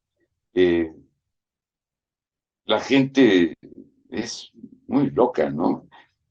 Empezaron a empujar, se llenó el túnel, se empaquetó el túnel y la gente empezó a empujar, empujar. Eso fue lo que pasó, lo cuentan pues los sobrevivientes, digamos que fueron muchos porque era muchísima gente, ¿no? Este, y derribaron la puerta. Pero al derribar la puerta, se cayeron los que estaban junto a la puerta y pasó la multitud encima de ellos. Bueno, como siempre mentía el gobierno, siempre, ¿no? Así como no sabemos quién mató a quién sabe quién y quién mató a quién sabe otro y a otros. Conocemos muchas muertes nunca descifradas. Colosio, el cura aquel, Posadas en Guadalajara, el Ruiz Macié del PRI, en fin, ¿no? Todas esas cosas. Siempre miente. Entonces, esa vez dijeron que había habido un muerto. Fueron mentiras. Si ahorita abres tú en internet el túnel 29, la historia del túnel 29, verás que aparece, no solamente mi canción, sino aparece la historia esta, y creo que reconocen, no sé, lo hace como 2 años que lo abrí, no me acuerdo si reconocen 11 o 14 muertos. Lo que sea, muestra que había habido uno, fue una mentira, ¿no? Con que hubiera habido dos, ya estaban mintiendo. Bueno, eso pasó. Entonces, me resultó muy impresionante y lo comenté con mis compañeros. Entonces, en la primera fase para hacer la pieza, eh, mi reunión era con un amigo muy querido que se llama Jaime Moreno Villarreal, un escritor, compositor de canciones además, pero es intelectual, muy respetable el Jaime, ¿no? Y entonces nos juntábamos en la casa, estábamos componiendo cosas, en la casa de Chimalistac justamente, y Y entonces ahí saqué a relucir el tema, ¿no? Me gustaría hacer algo. Y empezamos algo sobre este tema, sobre lo que sucedió, sobre esta tragedia, ¿no? Este, y no me acuerdo muy bien cómo fue que lo que acordamos era hacerlo de muy buen humor. Con todo y que era una tragedia, Claro. ¿no? Como que descubrimos algo que yo les recomiendo siempre a mis alumnos. Cuando uno va a hablar de algo que es horrible, tiene varias salidas, ¿no? Una es asumir la tristeza y la amargura y entrarle, y ni modo. Uno también puede hacer canciones amargas, ¿por qué no? Pero una buena salida es hacerlo de buen humor. Y hay que tener cuidado para no ofender a nadie de los que haya salido lastimado del corazón o de la vida en las circunstancias estas. Yo no tenía ninguna intención de ofender a la gente que hubiera perdido a un familiar en esta circunstancia, adivinando que habían sido más de uno de todas maneras. Y en mi propia concepción y en ese gesto humorístico, hacerme yo el muerto. Yo soy el que me morí. Y entonces así va la canción, ¿no? Como dice, morí una vez eh, en el fútbol, salí en el noticiero de las 10, me consagré con la afición, un hombre que murió por su pasión, ¿no? Que morí una vez en el fútbol. Salí. Y tiene un estribillo que dice: tromba de aventones, multitud de pisotones no me dejan respirar, ¿no? Me apoyan una mano, me pisan, me resbalo, todos quieren mi lugar. Me consagré con la afición. Ahí es cuando decía eso, revolví la letra. Hace mucho que no la toco, no me acuerdo, ¿no? Bueno, pero entonces ya, como ves, ya con lo que dije suficiente, tú seguramente la conoces, Sí, es más, claro, si hubiera que ejemplificarla, yo quiero que la ponga, ¿no? Sacada claro. del disco de primaria, que seguramente lo tienes. Sí, está en internet, ¿no? Bueno, el caso es que la historia esta se convirtió en una canción en la que justamente, no, yo soy el muerto, pero la conclusión de la canción, desde mi propio punto de vista como autor. Bueno, pues que digo mi autor. Yo fui el que propuse eso, pero la solución la encontramos Jaime y yo, Ujú. juntos. Él tiene crédito en esta composición de la canción. No me acuerdo muy bien qué frase, ¿no? Y luego el Sopas tiene cierto crédito porque la figura del sax al inicio de la pieza, eso es un invento del Sopas, que, que daba pie muy lindo a qué era lo que venía, que lo hicimos como una especie de extraño reggae de Chimalistac, ¿no? este, y, y bueno, quedó muy linda, hicimos el arreglo, lo grabamos y ahí lo tienes en esa grabación que está como al abrigo de ese disco. Hay una reedición. El disco original es un disco de vinilo, ¿no? Ujú, Hasta claro. cassette había, eh, que tiene muchas canciones, ¿no? Muy lindas. Ese disco lo remasterizó Juanito Sosa y lo reeditamos ahora en forma de disco compacto y existe. Y ahí está el Túnel 29. Oiga, maestro, usted tuvo una gran relación con Rodrigo González, ¿cierto? Sí, muy linda. Eh, eh, cuando, cuando ganamos el concurso de rock del Chopo, que fue el primero que organizó la UNAM, ¿no? Este, una de las cosas que generamos con eso fue algo que opinaba y que sigo opinando, la universidad tendría que abarcar un taller de rock. Es más, la escuela de rock que actualmente dirijo desde hace 18 años casi, ¿no? Yo pensaba que tendría que haber sido eh, abarcada por la bicéfala, que tendría que Ujú. ser la universidad, ¿no? Pero no, pues no, porque quién sabe por qué, pero no. Entonces, lo que sí eh, pasó que era interesante aquello de que la UNAM organizara un concurso de rock y en la que yo puse que el resultado del concurso de rock tendría que ser la generación de un taller, ¿no? Como Ujú. parte del premio, digamos, un taller de rock en la UNAM. Ganamos nosotros y se convirtió como en una especie de premio castigo porque los chicos iban al museo y los primeros tiempos estuvo bien, pero después de un rato los trabajadores eran muy vagos y les decían a los chavos que los maestros habían hablado para avisar que no había taller, cosa que no era cierto, y hacían lo contrario, ¿no? Habían avisado a los chavos que no iba a haber taller y los maestros llegaban y no había, así que me hartaron y me llevé el taller a mi casa. De todas maneras era gratis, ¿no? Eso fue una parte que tiene que ver con el inicio en la cabeza de lo que hoy es la escuela de rock, ¿no? Lo que escribimos y lo que desarrollamos para hacer el taller de rock de allá le ha servido hasta el taller de Huapango de los Leones de la Sierra de Jichú, ¿no? Escribimos mucho, lo pensamos mucho, leímos mucho para preparar cosas, ¿no? En ello mucho tuvo que ver Eber Rosell al principio y luego yo, por supuesto, le he seguido, ¿no? Cada quien sigue haciendo sus estudios sobre la cosa didáctica, etcétera, ¿no? Bueno, pero, pero eso que te cuento es que nos llevamos el taller a la casa y entonces publicamos en el periódico, no sé cómo, que había el taller, se había ido a mi casa, ¿no? Entonces un día suena el timbre y abro la puerta y veo un cuate ahí que me dice, tú eres diseño, ¿no? Sí. Pues tú no sabes quién soy yo, pero yo me llamo Rodrigo González y vengo de Tampico. Y vi que aquí está, y me dice rápido, suelta el cuate.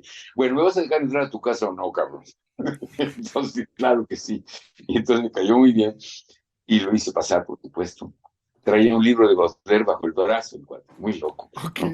Y entonces entró y empezó a participar en las sesiones del taller, puso Ujú. alguna canción como Canicas, de discusión, y nos empezamos a hacer cuates, de manera que cuando apareció la formación del Comité Mexicano de la Nueva Canción, él tuvo gestos muy afables, muy lindos, ¿no? Porque no llegó a pedir tocar en las marquesinas, porque muchos de los músicos a veces lo que quieren es aparecer, no porque no queramos tocar, pero a veces hay que ver si puedes ayudar antes de querer tocar, ¿no?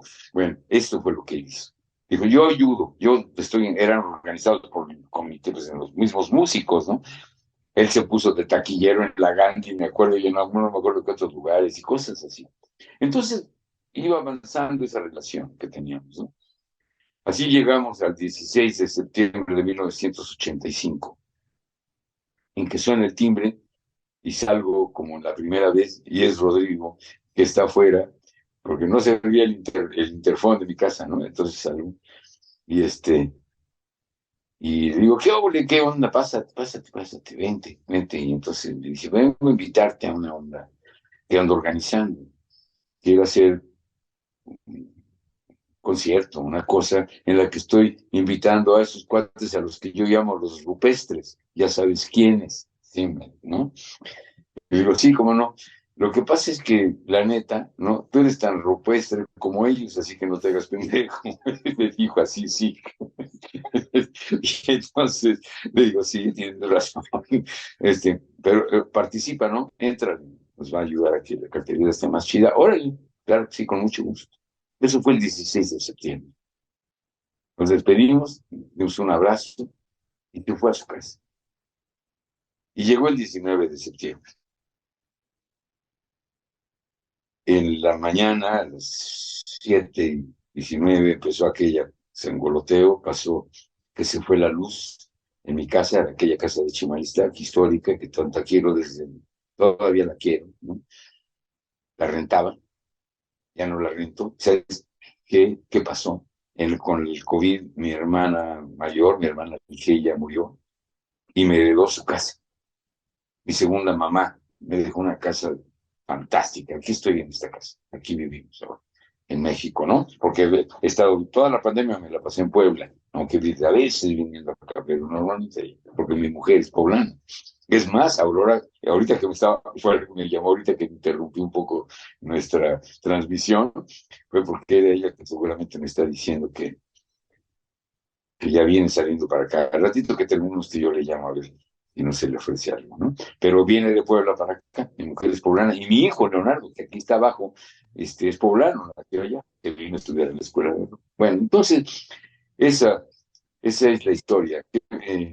La cuestión del Rodrigo eh, Se quedó en la parte tiene del temblor, maestro, justo. una parte final que te cuento muy loca, muy ya en la tragedia. Cuando se fue la luz en mi casa, y cuando regresó, media hora después, más o menos, me, me habla, estaba yo viendo las imágenes, ¿no?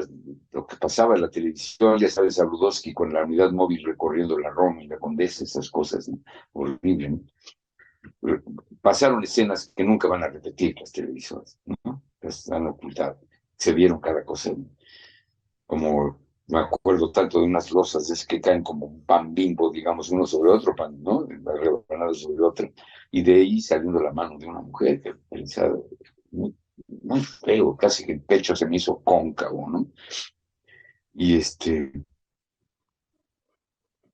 me habla Chuck, un diseñador gráfico, un artista plástico, gráfico, muy talentoso, muy querido por muchos de nosotros, ¿no? Y que me habla y me dice, ¿estás viendo la televisión? Sí. ¿No te diste cuenta? Parece ser que un edificio de los caídos es el de Rodrigo. Le digo, no me digas, no me di cuenta. Jack vio que aparecieron las banderolas de la esquina de Liverpool y Bruselas, la casa de Rodrigo. Y me dice, voy para allá. Y se fue, se arrancó en su coche en una Brasilia, me acuerdo que tenía. Se arrancó, le tocó ver el desastre, los edificios caídos sobre las calles, la gente saliendo llena de cales y de escombros, dolida, lastimada, herida, ¿no? Cosas horribles. Ya llegó al punto. Y sí, el edificio se había caído. Ahí vivían, aparte de Rodrigo y su compañera Françoise, un grupo de teatro que se llamaba el Teatro Frederick, que eran básicamente gente belga, ¿no? Murieron todos. Y hubo un sobreviviente en ese edificio, un viejo que vivía en el último piso, que se hizo bolita junto al refrigerador del susto y eso lo salvó. Chuck estuvo ahí un rato y hubo una suerte extraña que fue uno de los primeros edificios en el que la asistencia de las grúas y eso levantaron las losas. Así que rápido aparecieron los cadáveres y Chuck los tuvo que reconocer y ahí estaban los dos. Según Chuck me contó, parecía que se habían dado cuenta, ¿no? Y probablemente se habían desvelado, estaban dormidos cuando pasó. Estaban en paz, ¿no? Luego se los llevaron, ¿no? Desaparecieron de nuestra vista durante algún tiempo, los cadáveres, y los volvimos a saber de ellos hasta que aparecieron en aquello que hicieron como una especie de velatorio general en el estadio de béisbol, ¿no? El Parque Delta, ¿te acuerdas? Ahora es un centro comercial ahí en Viaducto y Cuauhtémoc, que Avenida Cuauhtémoc. Allí una compañera del comité, Maika, tenía una camioneta, una pick-up, y fue y allí con algunos otros compañeros trajeron los dos ataúdes a la casa del comité de la nueva canción que está en Huipulco, acá en Tlalpan, ¿no? Sobre la casa de Tlalpan. Ahí los velamos. Conseguimos velas y como pudimos, tuvimos los dos cuerpos. Me acuerdo la cosa solemne de los vecinos en los alrededores asomados, acompañando aquello. El segundo temblor nos agarró en pleno, se fue al otro día, ¿no? Eh, Me acuerdo mucho de Tania, en Libertad, que estaba embarazada, que estaba muy espantada porque ella peruana venía de tierra de muchos temblores. Entonces, pero bueno, la apapachamos y la cubrimos y buscamos la manera que logramos, por supuesto, de enviar de regreso a Rodrigo a Tampico y a su mujer a Francia. Y, y ahí se acabó lo que a la vida de carne y hueso tocaba, porque lo de Rodrigo está requete vivo y ahora es más famoso que cuando estaba vivo. Maestro, Debe estar muerto de la risa el güey en algún lugar de por ahí. Maestro, hay una colaboración muy, muy bonita también que participó en el disco de Botellita, ¿no? En el Naco es Chido. Sí, sí, me invitaron a tocar, yo siempre haré con mucho gusto eso, ¿no? Pero ellos grabaron el Túnel 29 y yo estaría completamente, plenamente feliz de que hagan una versión, pero a mí lo que no me gustó es que le metieran mano a la letra al final. Mi trabajo me costó terminarle y que dijera lo que dice. Yo no movería nunca el texto de nadie, Ah, o sea, nunca. modificaron la letra. Al final dice que ni me acuerdo qué dice, pero no me gustó. Me cayó gordo. Lo quisieron hacer una chistosada al final, no. No era nada. No toqué, sí, pero no, no es mi versión. El túnel Claro, 29 es el de Viteño, no el de Botellita de Jerez. sí, es la original. También, bueno, según yo en el 19 también Por la participó en... letra, porque si no hubieran modificado nada, estaría yo muy orgulloso de que hayan hecho una interpretación a su manera. Eso me encanta. Sí, No como es eso muchos pueden hacerle una interpretación a su manera, ¿no? Pero lo que siempre y quieran. Los que cuando... quieran hacer algo con mis canciones lo pueden hacer, pero no modificar. Sí, claro. Eso no, no me gusta. Yo no modifico las de nadie, ¿no? Si uso un poema de alguien, busco la manera si no cabe todo, como un poema que usé de López Velarde, ¿no? Un Ujú, fragmento. Es un poema que se llama Tierra Mojada, y ahí digo, mi canción se llama Tardes porque van a ver por qué cuando escuchen la canción, ujú, ujú, ¿no? ujú. Pero es un fragmento del poema Tierra Mojada de Ramón López Velarde, ¿no? Y no modifiqué nada, solamente usé un fragmento porque es muy largo el poema, difícil de cantar algunas frases, ¿no? Eso en un momento puede ser. De preferencia, usar completo. Yo hice música para otra canción de López Velarde que está en el mismo disco y la usé completa, que se llama En mi pecho feliz. Junto con muchos otros artistas, ¿no? Ahí cantaron varios con artistas conocidos tuyos, muchos, ¿no? Sí, pero hablando del túnel 29, cuando, me acuerdo cuando lo oí, lo que habían hecho ahí en el estudio, la cara me cambió. No, no, no estoy de acuerdo. Me, No me me acuerdo, gustó ni me gustará. me acuerdo también que usted participó, musicalizó el poema de Informes sobre Caricias de Benedetti, ¿no? Sí, así ¿Qué es. tal fue esa experiencia, maestro? En el 10º aniversario de su muerte, ¿no? De Mario. Sí, sí, la editorial fue la Wow. que lo promovió, ¿no? Y que yo soy amigo, me fue mi compañero durante años, Cristian Rodríguez y su esposa Pilar, trabaja allí, en Random, Ujú. y iban a celebrar el aniversario de Benedetti, y, y me llegó a través de ellos la invitación para hacerlo, ¿no? Entonces, yo decidí eh, hacer un arreglo de cuerdas, ¿no? O sea, Ok. entonces invité a Dimitri Dugin a hacerlo, un ruso maravilloso que trabajó conmigo en Romeo y Julieta, y no pude usar el bajo que Dugin escribió para Christian, porque Christian es un cuate muy talentoso, un bajista muy talentoso, lleno de cosas. Su temperamento es así, y acá el comentario era que se juntaron el hambre y las ganas de comer, porque Dudin hizo un arreglo muy intrincado de bajo, ¿no? Ok. Así, buscando hacerle eh, al Jaco Pastorius, ¿no? Ujú, El ujú. ruso, intentando tocar diseñar, ¿no? Arreglar un bajeo de esa manera, y el otro que es un veloz y que está lleno de cosas, y le dije, Cristian, te regalo la toma en donde está el bajo, pero la que voy a usar es la que no tiene bajo, no quiero el bajo, ¿no? No era la idea, yo lo que quería era un cuarteto de cuerdas, no un cuarteto de cuerdas y el piano y el bajo, entonces ya se convierte en otra onda, ¿no? Y además con un bajo tan intrincado, entonces que yo haría todo lo posible para que Cristian no se ofenda, porque no es que no me guste como toca, pero en esa pieza no, el arreglo no era así. El informe sobre que es algo tierno, Ujú, algo ujú. suave, ¿no? Dudin lo había puesto así. El arreglo de cuerdas es intrincado, pero queda, porque es otro tipo de timbre, otra cosa, otra Claro. melodiosidad, la arcada de las cuerdas, ¿no? Que no es un dedo de es como Tower of Power. No, no, ahí no. En otras músicas mías sí, pero en esa no, ¿no? Y entonces yo lo hice, existe la grabación, un video, ¿no? Ujú. Seguramente lo conoces, por eso me lo citas, está ahí en la red, ¿no? Lo pueden ver quien sea, es algo que nos da mucho orgullo Qué haberlo hecho, fue maravilla muy de lindo. El proyecto, cuarteto de maestro. cuerdas es muy lindo, ¿no? Carlos Castañeda dirige ese cuarteto que lo queremos todos, muy A mí bien. me parece uno de los proyectos más bellos. Ese, yo lo disfruté muchísimo verlo. Y ahora le quería preguntar, maestro. Hace rato me platicó de, pues bueno, que este fin de semana tocó con los Caifanes.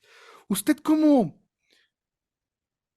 qué opina de la nueva configuración de Caifanes? O sea, usted los ha visto a lo largo de toda su carrera. ¿Qué opina ahorita del presente de la banda? ¿Cómo los visualiza? Lo que te dije, que lo están haciendo muy bien. O sea, la fama que se crearon, ¿no? De no sé cuántas maneras, porque es arrolladora, Ujú. ¿no? En Puebla, en el festival que se llamó Tecate Comuna, ya sé que Claro. había otros grupos que pueden tener mucho jalón, como Café Tacuba, por ejemplo, ¿no? Ujú.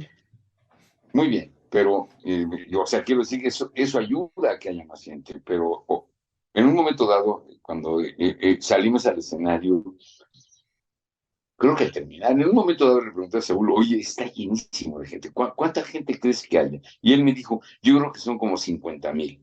Bueno, pero después los organizadores dijeron que había 75,000 pesos, Sí. gente, 75,000 personas en el lugar aquel, que es un llano grande, donde construyeron los escenarios, los camerinos, toda la cosa muy suave, ¿no?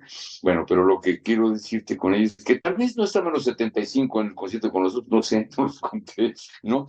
Pero si fueran esos 75 y los Caifanes llenaron 2 veces el Palacio de los Deportes hasta el full, ¿no? Esto quiere decir, creo que caben 18,600 Ujú, en cada vez, ¿no?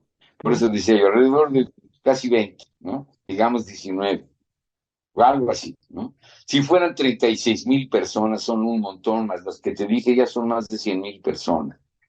Gracias a la invitación de Saúl, yo toqué para 100,000 personas.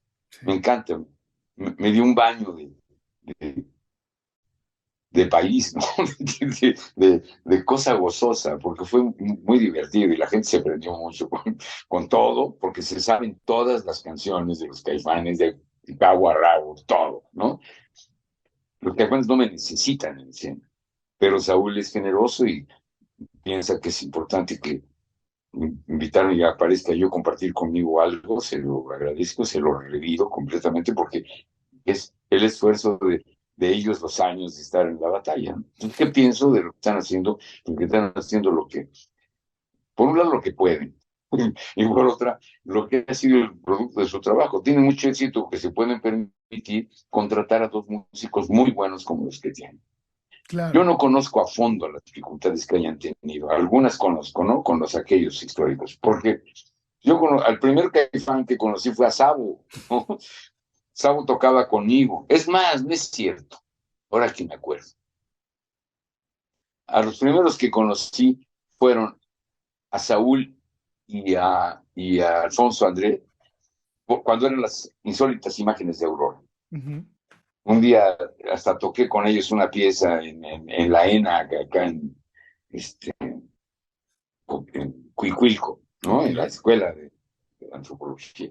Hubo un acto ahí porque un grupo llamado La Tribu tuvo un accidente, tocaron ellos y toqué yo y me tocó palomear con ellos, algo así. Los conocí de entonces, ¿no? De hola, hola, ya. Pero Sabo tocaba conmigo. Sabo se paró de mi casa así como aquellos chistes en que salió por cigarros y nunca regresó. Así fue con Sabo. Se paró de la sala de mi casa y se fue porque ya tenían dado su tinglado con los Caifanes. No me pareció la mejor manera de irse, por cierto. Podría haber dicho, estoy haciendo esto, voy a salir. Pero lo que Sabo no contaba era con mi astucia y la del gordo Rosé. La salida de Sabo me permitió conectarme con un bajista enorme que en un palomazo que me habían invitado con Javier Batis en el viejo Hip 70, me pasaron varios músicos tocando, pero entre ellos Jorge Rosset. Y cuando terminó de tocar me dijo, te quiero decir algo, si algún día tienes chance de invitarme, va a ser lo mejor que me pueda pasar, ¿no? ¿De veras? ¿De veras? ¿Por qué no? Y entonces, cuando se salió Sau, llamé a Jorge y viví una época con el mejor bajista del mundo, ¿no? Fantástico. Bueno, pero Sabo se fue a los Caifanes y siguió la relación, ¿no? Poco a poco, sí, con los años hemos recuperado la cosa. Pues si Sabo era mi sobrino, ¿me entiendes? Mi hermanito menor, ahí estaba. En mi casa vivía también, así como el Sopa. Sabo vivió cuando el séptimo era en mi casa. Como su familia vivía en Tlalnepantla, se venía a quedar a San Ángel muchas semanas, muchas veces, ¿no? Lo queremos mucho, yo todavía lo quiero mucho, creo que él también me quiere. No creo, estoy seguro, Sí, me claro, por quiere. supuesto, por Nos supuesto. queremos todos, con Eve también, ¿me entiendes? Bueno, pero entonces, este testimonio ya, eh, sí los voy conociendo, sí, los voy conociendo a través del tiempo, eso que te conté de mi primera versión de la canción esta, no dejes que hay otra que se llama No Gusto que con ellos cuando los del premio Nivel. Ahí estaba Markovich, pero no estaba Sabo esa vez. Ya tenían diferencias desde entonces, y luego regresó Sabo, y luego los Jaguares. Y no me sé el calendario de los Caifanes, cómo fue, cuándo y esto, no sé cuánto, ¿no? Pero lo que sí sé es que ahora que toqué con ellos, no están ni Sabo ni Markovich, ¿no? Los conozco a los dos y puedo en algún momento presentir, digamos, adivinar que ciertas diferencias, que va a ser muy difícil tal persona, etcétera, ¿no? Pero eso mejor que lo digan ellos, ¿no? Claro. Yo, sí, ¿me entiendes? Yo no sé, lo único que sí percibo es el afecto de Saúl que me lo vació como quien llega con un carro de volteo y dice, yo te quiero, te admiro, toma, ¿no? Entonces me conmueve, ¿no? Oiga, maestro, Fantástico. ¿qué lugar considera que tiene Saúl Hernández en el rock mexicano? El de él no es como el de nadie más, lo tiene y o sea, si te digo que hay 100,000 gentes cantando sus canciones, ¿no?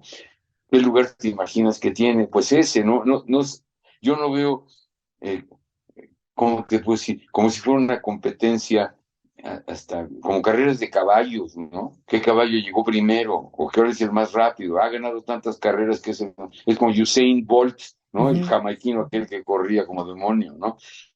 No, pues Saúl ha hecho lo que ha hecho y la gente canta sus canciones y para los que las cantan son muy importantes, se las saben todas, como un grupo de generaciones que lo acompañan. porque han pasado muchos años. El otro día un cuate mío con falta de tino, pero total, ¿no? Dice, ¿todavía existen los Caifanes? Pregunta con cierto sarcasmo, ¿no? Pregúntales a las 100,000 personas que los acaban de ver si existen. Bueno, es que en todo caso están viviendo de su pasado. Pues sí, ¿a poco tú puedes vivir de tu pasado, carnal? ¿No? Qué bueno que vivan de Tómala. su pasado. Pues sí, porque toda la gente canta Mátenme porque me muero o lo que quieras, que sea parte de su pasado. Y yo sé que Saúl está haciendo cosas nuevas también. Alguna Sí. cosa estrenó allí. Que haga lo que le dé la gana, que esté feliz, que siga siendo esa buena persona que yo conozco, que comparte, ¿no? Ojalá que esté contento con su familia y que qué lugar ocupa, pues el que la gente le da, ¿no? Por ejemplo, salió Aurora, mi esposita, junto con los hijos, no sé quién, a recorrer la calle donde vendían cosas locas, toallas, camisas, camisetas, cuánta madre te imaginas que se venden de Caifanes, ¿no? Y una cosa muy chistosa que compraron, es más, mi hijo la compró y se la regaló a Saúl, ¿no? Eh, una estampita con la cara de santo, con el corazón así como un Jesucristo, con la cara de Saúl. Entonces, anda, San Saúl, ¿qué lugar San ocupa? Saúl. Es un milagro en el pecho de la gente. Lo que la gente quiera, ¿no? ¿Qué quiere la gente? Que, que no olvidar las canciones de Saúl. Eso es grande para, ¿no? Yo creo que le podríamos preguntar, pero no necesito hacerlo, pero es como preguntarle a Saúl, ¿qué papel juega la gente para ti? ¿No? ¿Me entiendes? Juega el papel más lindo que la gente juega, que es cantar todo lo que haces, escucharte, ¿no? Ya quisiera cualquiera de los envidiosos tener el jalón que tiene Saúl. Ahora, ahí estaban, porque digo Saúl porque es el que hace las canciones, ¿no? Pero Diego hace un trabajo a todo dar con los teclados y con el sax. Hizo los arreglos de metales de los que estaban ahí tocando y haciéndolos sonar muy bien, ¿no? Y es parte del nacimiento de los Caifanes, de todas. Y Alfonso, ni se diga, ¿no? En la batería. Y los dos que te cité, ¿no? El bajista y el guitarrista, no tengo más que satisfacción de haber tocado con ellos. Les Marquito es deseo un que les vaya, tipazo. Marquito Rentería es un tipazo. que suene muy bien la música de Saúl, la música de los Caifanes, no es nomás de Saúl, ya son ellos, es la lucha de todos ellos. Porque al principio no había tal Markovich, eran los cuatro nada más. Y esas canciones tienen tanto éxito como las de después, ¿no?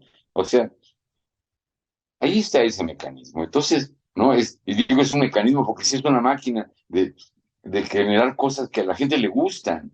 ¿Cómo es posible que se sepan todas tus canciones de cabo a rabo? Pero todas, porque sabes que tocaron 35 canciones. La cosa duró 3 horas y hasta un poco más. De veras. Bueno, pero todo eso va acompañado de la botella de vino riojano que me mandó Saúl al camerino y que me hizo tocar mejor.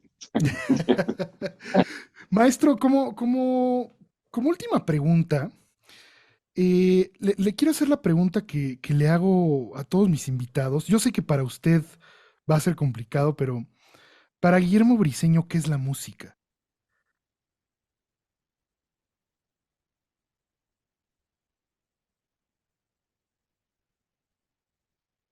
Bueno, tú preguntas para Guillermo Briceño, haces bien en preguntarlo de esa manera porque la música es la música para mí, para quien sea, pero para mí se convirtió en algo muy cercano al aire y al agua. Es algo que necesito. Yo, como te conté al principio, nací en una casa donde la música es parte del hábitat sonoro, junto con el viento, junto con el, el edificio que chirría con un temblor, junto con el ruido de la cocina, de los trastes, junto con las voces de la familia, con las voces cuando vas creciendo de los hermanos, o inclusive ahora de los hijos, ¿no? O de las nietas, Ujú. tengo dos. La música es todo eso, ¿no? La música es una especie de ciclorama abstracto, porque no tiene fondo, ni tiene principio, solamente está. pero está porque los humanos la hacen. También la naturaleza hace un tipo de música, por eso los humanos aprendieron a hacerla. Los primeritos tienen que haberse deleitado cuando el viento sopla en una caña que está rota por alguna razón y silba y toma un tono. O cuando oigo al mar, cuando oigo la resaca y cómo viene y cómo canta el mar. O cómo ruge la tormenta, o cómo aúlla un lobo, o cómo se chiquea un cachorro cuando se acerca y quiere algo. Entonces la música es todo eso, es la traducción de la naturaleza, de la cosa más inentendible por los humanos, ¿no? El fondo del espacio, en el último rincón de lo que vivimos, que ni sabemos siquiera si tiene el rincón, ¿no? ¿No? La vuelta infinita de todo eso se lleva muy bien con la música. Por eso fue muy listo Kubrick escogiendo Richard Strauss en 2001, ¿no? La cosa aquella de Zaratustra, ¿no? Es eso, como un heraldo para entrar en algo que es infinito, ¿no? La música es así, porque va a haber tanta música como una mente sea capaz de generarla. Cuando dejen de existir los humanos, porque por sus estupideces se acabe el planeta, si alguien tuviera la curiosidad de guardar algo, puede haber una música que sobreviva, porque está grabada, porque está en la red, ¿no? Por esas cosas. Pero la música no tiene ni pies ni manos, ella no se mueve sola. Es responsabilidad de quien la hace. Entonces la música, aunque no tenga pies ni manos, en el sentido más poético, debe estar muy agradecida con Bach, ¿no? Debe estar muy agradecida con cualquiera de los grandes autores, ¿no? Que de esa tradición vienen, porque Bach debe estar muy agradecido con Vivaldi, Vivaldi debe estar muy agradecido con Buxtehude, y todos estamos muy agradecidos con Shostakovich, o con Stravinsky, o con Mahler, o con Wagner, o con Debussy, con Ravel, con Satie, ¿no? Arnold Schoenberg, algunos, con Shostakovich, con Stravinsky, con Prokofiev.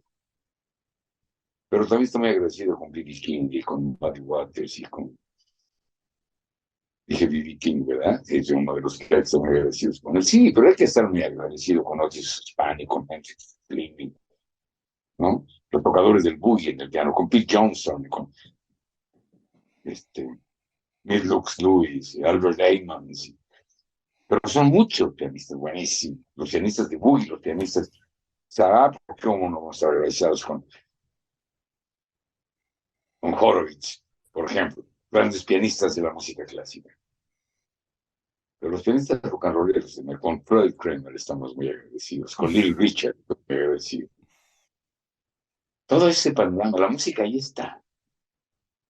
Y cada quien escoge lo suyo, porque estoy muy agradecido con los Leones de la Sierra de Quichuy y el Huapango Aribeño y la tradición de la que ellos descienden, con mucho orgullo y con mucha... A Guillermo Velázquez le acaban de dar el Premio Nacional de las Artes, me alegro muchísimo, hicieron algo buenísimo, merecido, ¿cómo? Dárselo a él, porque él representa la tradición de muchísimos habitantes del Huapango Aribeño, de la zona de la Sierra Gorda. Yo cultivo la música mexicana también. Y entonces, ¿qué opino de la música? Había que ver qué opina la música de mí. Pero ahí está, tan amplia como la inteligencia de los humanos, como la sensibilidad, como la justicia, como el respeto, como la imaginación, como la poesía, ¿no? La música puede tener un nivel poético o no. La música puede ser vulgar o no. La música puede ser legítimamente vulgar, por ejemplo. También puede pelear por decir sus cosas más rasposas, ¿no? Pensando que la vulgaridad sería eso. Tal vez tendría que haber dicho, hay música de buen gusto y música de mal gusto, ¿no? Y en todas las cosas hay niveles, en todos los niveles de la vida, en todo hay niveles, en la música también, ¿verdad? Entonces, pues eso, es un cielo por el que uno puede subir y ver del otro lado, sacar la cabeza del cielo y asomarse que hay más allá, otra canción, otra música, otro acorde que a lo mejor es el mismo, pero que tocado de otra manera, con una longitud distinta, con un instrumento o instrumentos distintos, me ayuda a hacer otra cosa, con otro poema a la mano, por ejemplo, ¿no? Tiene que ver mucho con eso. La música es la parte cantada de la poesía, la parte entonada de la poesía. Conste que no estoy de acuerdo con eso que dicen algunas lenguas de que el poema tiene una música. ¿No? El poema tiene tantas músicas como talentos haya para ponerse. Pero el que la escribe sí tiene una música. Y hay que tratar de respetarla si uno intenta musicalizarla. ¿No? No es fácil. Hay que respetar el aliento y todo eso. Y ahí se recupera algo del origen de la música. La música y la poesía nacieron juntas, sabios historiadores, ¿no? Antes no había poeta que no cantara sus cosas. En los tiempos de Homero, y Safo, y etcétera, ¿no? Pues así era la cosa. Dabas tus poemas, acompañado de una lira, ¿no? Entonces, la música tiene que ver con eso. En un momento dado, la música es piso, suelo en donde pararte. En otros momentos es techo, hasta donde llega. Pero también es abrigo, también es pared, para que no tengas frío, para que no te coman las fieras. Las fieras decentes, los tigres y los leones y las cosas, están afuera, ellos no se meten a tu casa a comerte, excepto que hagas alguna tontería, ¿no? Pero los humanos sí se pueden meter a tu casa y matarte y robarte tu piano. Pero la música no se la pueden robar, aunque no hayan robado música grabada. Quien la hizo, me acuerdo, cómo me dolió un disco que tenía un alto contenido anímico de mi parte, de los que me robaron cuando se metieron, era Aretha Franklin cantando Amazing Grace cuando tenía 14 años, ¿no? Una memoria alucinante. Los babosos ladrones que se la llevaron no tienen la menor idea de lo que se llevaron, aunque la vendan cara. La imbecilidad no se les quita. La música no cura imbecilidades, acompaña sensibilidades. La música es respetuosa. Cuando es buena, es cariñosa, apapacha, ayuda a pensar mejor, ayuda a vivir mejor, a relacionarse mejor con los demás. La música es un instrumento que podría ser que en lugar de las guerras estúpidas que encabezan los poderes económicos para desmañarse de lo que la tierra produce, la música podría ser un vehículo para que reine la paz y los mejores criterios. Ojalá que lo pueda hacer en no sé cuánto. Porque habiendo buena música en estos tiempos y en cualquier otro tiempo, siguen pasando muchas idioteces. Ahorita, digo, ve lo que está pasando en Palestina. ¿Cómo no vamos a decir eso? ¿Cómo vamos a permitir que pasen esas cosas y quedarnos callados viendo cómo el gobierno israelita quiere aniquilar a la población palestina? No es justo de ninguna manera. De ninguna manera. Y no es justo la guerra patrocinada por los gringos en Ucrania haciendo lo que están haciendo. ¿Hace cuánto tiempo? Echando a perder las relaciones, ¿no? Ellos tienen mucho que ver con eso. Y no es que yo diga que Putin es un alma de Dios, No, bueno, ahí las pero guerras la son de dos historia del otro es personas un siempre. agente de la CIA, exacto. Claro. Y aquí entonces tienen los gringos, más es cosa de ver las balanzas, de qué lado entra la perversión, yo no sabe muy bien dónde está lo que pudiera ser más justo, ¿no? Aquí nunca he oído de un país de nosotros, de nuestro continente, que haya sido pervertido por la famosa Unión Soviética o la Rusia que de ello queda. Ni Cuba. En cambio, por los gringos sí. ¿Cuántos golpes de Estado patrocinados en cualquiera de los países de acá? Bueno, entonces por eso digo, es más fácil ubicarse. Y la música. ¿Cómo habiendo música tan linda en Gringolandia hacen tantas estupideces? Porque habiendo gente que compone cosas inteligentes, sabrosas, convocantes, como Steely Dan, ¿no? O el mismo Dylan, ¿no? O los músicos gringos, los músicos negros, como los que cité, los bluesistas, o James Brown, que nos dije que ese señor es Dios, o Ray Charles, o la Rita Franklin, que cité hace rato. Eso es palabras mayores, los más altos niveles de las cosas en la música. Deberían respetar eso. Yo vi un video de Obama sentado feliz de la vida oyendo a Aretha Franklin, ya con muchos años encima, cantando You Make Me Feel Like a Natural Woman, emocionado. Ya ves, esta muchacha guapa que era la esposa es la esposa de Obama, ¿no? Sí, pero ¿de qué le sirvió a ese negro, ¿no? Admirar a Aretha Franklin, ¿no? Cuando está patrocinando las cosas que hacen con los migrantes, ¿no? La cuestión guerrera y armamentista en su país. Pero la música está ahí como un baluarte para eso.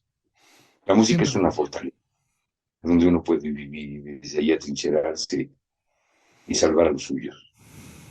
Maestro Briseño, le agradezco profundamente su tiempo. Eh, quiero que sepa que lo admiro profundamente. Tiene una visión extraordinaria, tiene una vida extraordinaria. Me fascina cómo se expresa siempre de todo. Eh, usted, la verdad, ha hecho un legado increíble dentro del rock y dentro de la música. Y quiero que sepa que esta es su casa siempre que usted lo desee. Y aquí lo queremos mucho, maestro. Muchísimas gracias. Cuando que dices, yo siento que hago lo que la naturaleza me exige, ¿no? Voy como agua que corre por una piedra y hago lo que puedo para no evaporar.